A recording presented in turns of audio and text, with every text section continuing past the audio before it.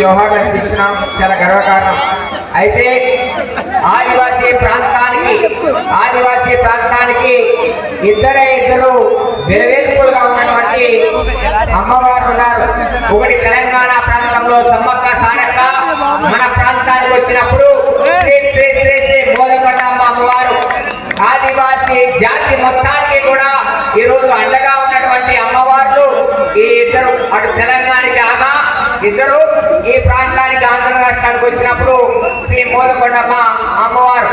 ఈరోజు రాష్ట్ర వ్యాప్తంగా ఆదివాసీ ప్రాంతంలో జరుగుతున్న పెద్ద ఆదివాసీ గిరిజనులకు వెలువేల్పుగా ఉన్నటువంటి అమ్మవారి జాతర మహోత్సవాలను ఘనంగా నడుపుతున్న రాష్ట్ర ప్రభుత్వం గాని అలానే ఇక్కడ ఈ ఉత్సవ కమిటీ బాధ్యతలు తీసుకొని ఇంత ఘనంగా ఎటువంటి ఇబ్బందులు లేకుండా ప్రజలకి ఇటువైపు భక్తులకి అందరికీ కూడా అండగా ఉంటూ ఉత్సవ కమిటీ పెద్ద ఎత్తున ఏర్పాట్లు చేసినటువంటి సందర్భం ఉంది. కాబట్టి ఒక్కటే చెప్పదలుచుకుందేమంటే వచ్చినటువంటి భక్తులు ప్రేక్షకులు అలానే ప్రజలు ఎటువంటి వివాదాలకి చోటు ఇవ్వకుండా వివాదాలకి పాల్పడకుండా 3 రోజుల పాటు జరిగేటటువంటి ఘనమైన జాతర మహోత్సవాలని జయప్రదంగా ముందుకు నడిపించే బాధ్యత ఉత్సవ కమిటీతో పాటు ఇక్కడికి వచ్చినటువంటి ప్రతి ప్రజల మీద కూడా ఆధారపడి ఉంది.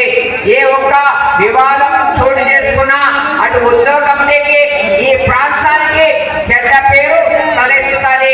కాబట్టి మనమంతా కూడా గుర్తించుకోవాల్సింది ఏమంటే ఇక్కడికి వచ్చి